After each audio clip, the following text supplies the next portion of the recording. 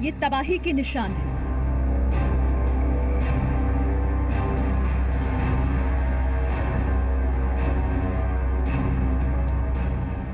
ये कुदरत के क्रोध के निशान हैं। आपदा के बाद उत्तराखंड के चमोली की तस्वीरें हैं।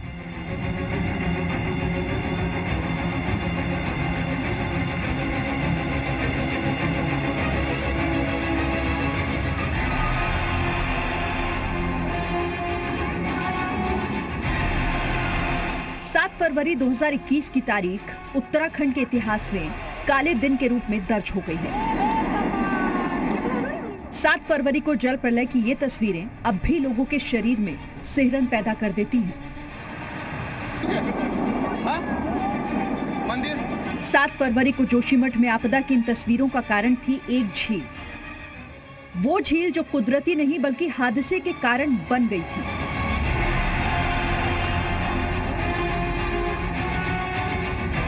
अब उत्तराखंड में ऐसी ही एक और झील ने नया खतरा पैदा कर दिया है। ऋषिगंगा नदी में आपदा की नई झील बन गई है। ये 4200 मीटर की हाइट पे है और हाँ, बोल्डर्स का एरिया है। कोई रूट मतलब काइंड ऑफ माउंटेनियरिंग टीम गई है जो माउंट एवरेस्ट गई थी। क्या चमोली में 7 फरवरी की घटना फिर होने वाली है?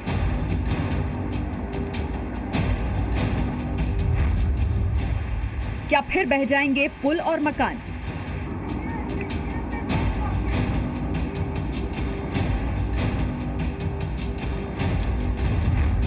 क्या फिर आने वाला है उत्तराखंड में जल प्रलय? अभी तक जो झील की स्थिति है, सावधान रहने की जरूरत है, घबराने की जरूरत नहीं है। लगभग ये 400 मीटर लंबी है। गहराई का अभी इसमें ज्यादा अनुमान नहीं आ रहा है। उत्तराखंड में नई झील से फिर डरने लगे हैं लोग। उत्तराखंड पर खतरा पार्ट 2। तो जोशीमठ में आए जलजले के बाद से अब तक 38 लोगों के शव बरामद हो चुके हैं। 166 लोग अभी भी लापता है। चमोली में रेस्क्यू ऑपरेशन दिन रात चल रहा है। एक तरफ रेस्क्यू ऑपरेशन चल रहा है तो दूसरी तरफ चमोली में नए खतरे की आहट भी सुनाई दे रही है। जैसी झील 7 फरवरी से पहले ऋषिगंगा नदी में हैंगिंग ग्लेशियर टूटने के बाद बनी थी, ठीक वैसी ही एक और झील ऋषिगंगा नदी में बन गई है। पहाड़ से टूटकर आए मलबे की वजह से ऋषिगंगा की मुख्यधारा में थम गई और नदी का पानी एक जगह इकट्ठा हो जा रहा है। झील की लंबाई करीब 400 मीटर बताई जा रही है। उत्तराखंड के वैज्ञानिक कृत्रिम झील को बड़ा खतरा मान रहे हैं। अब सवाल यही है कि क्या नई झील 7 फरवरी की आपदा का पार्ट 2 तो नहीं है?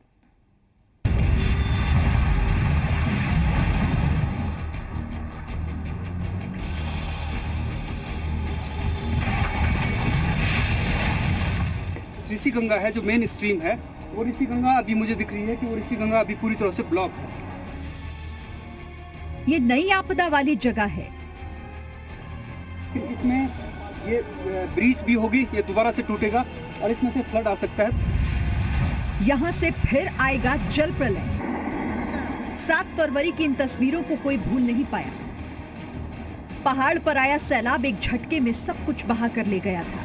इस सैलाब ने रास्ते में आने वाले डैम, पुल और घरों को कागज के पत्तों की तरह बहा दिया था।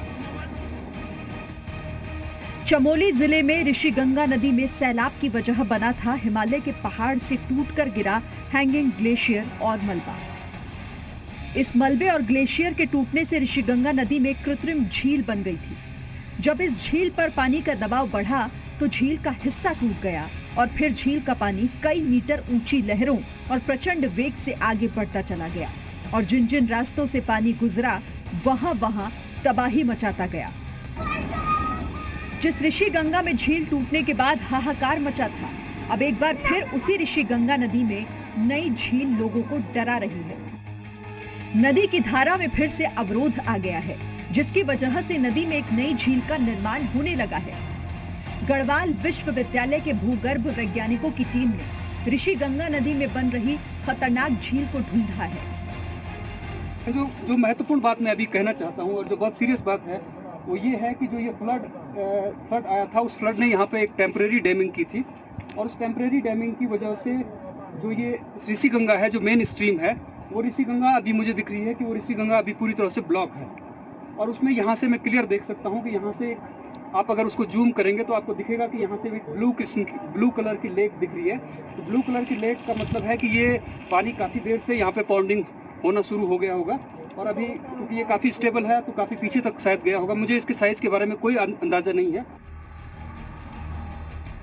आप अपने टेलीविजन स्क्रीन पर जिस जगह की तस्वीर देख रहे हैं, ये जगह उत्तराखंड के लिए 7 फरवरी 2021 जैसी तबाही की वजह बन सकती है, क्योंकि इस जगह पर ऋषि गंगा नदी का पानी फिर से इकट्ठा होने लगा है। धीरे धीरे ये पानी झील में बढ़ता ही जा रहा है। नदी के रास्ते में अवरोध की वजह से ऋषि गंगा की मुख्य धारा आगे नहीं बढ़ पा रही।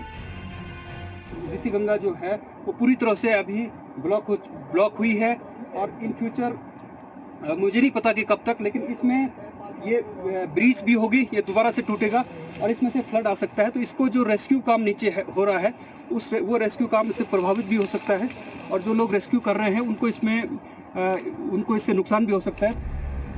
सबसे डराने वाली बात यह है कि ये झील भी उसी रैणी गांव के पास बनी है, जहां से 7 फरवरी को तबाही की शुरुआत हुई थी। उत्तराखंड के मुख्यमंत्री त्रिवेंद्र सिंह रावत ने भी कृत्रिम झील के बनने की बात को स्वीकार किया। राज्य सरकार के मुताबिक 7 फरवरी को पानी के साथ जो मलबा आया था, उसी की वजह से इस झील का निर्माण हुआ है। शुरुआती रिपोर्ट के मुताबिक नई बनी झील 400 मीटर लंबी है। झील की ऊंचाई 12 मीटर है। वैज्ञानिक अभी इस बात का अंदाजा नहीं लगा पाए हैं कि ये कृत्रिम झील कितनी गहरी है और उसमें पानी कितना है। हमारे सैटेलाइट के माध्यम से उसे निगाह रखे हुए हैं, और मैं समझता हूं कि अभी तक जो झील की स्थिति है, सावधान रहने की ज़रूरत है, घबराने की ज़रूरत नहीं है। लगभग ये 400 मीटर लंबी है। गहराई का अभी इसमें ज़्यादा अनुमान नहीं आ रहा है, लेकिन जो उसमें जो मुहाने पर जो सिल्ट आया है ऋषि गंगा से, और जो रॉथिंग गार्ड जो है, तो उसको उसने पुश किया है, और उसके कारण वहाँ पर लगभग एक 12 मीटर उसकी हाइट नज़र आ रही है। रैणी गांव के पास जिस जगह झील बनी है, वहां पहुंचना बेहद मुश्किल है। इसीलिए एनडीआरएफ और एसडीआरएफ की टीमों को पहाड़ी रास्तों के जरिए उस झील के पास भेजा गया। एनडीआरएफ और एसडीआरएफ की टीम में ऐसे लोग शामिल हैं जो माउंट एवरेस्ट पर चढ़ाई कर चुके हैं। रैनी गांव के ऊपर जहाँ पे पहाड़ टूटा था ये, तो वहाँ एक झील के फॉर्मेशन की सूचना आई थी हमारे पास ड्रोन्स के थ्रू और साइंटिफिक एजेंसीज के थ्रू। तो उसकी एक रेकी करने के लिए हमने एसडीआरएफ की टीम भेज दी है। उसमें साथ में एनडीआरएफ के भी कुछ जवान ले लिए हैं। उत्तराखंड सरकार की कोशिश है कि कुछ विशेषज्ञों को ऋषि गंगा नदी के पास उस जगह पर एयर ड्रॉप किया जाएगा, ताकि झील के खतरे के बारे में वक्त रहते पता लगाया जा सके।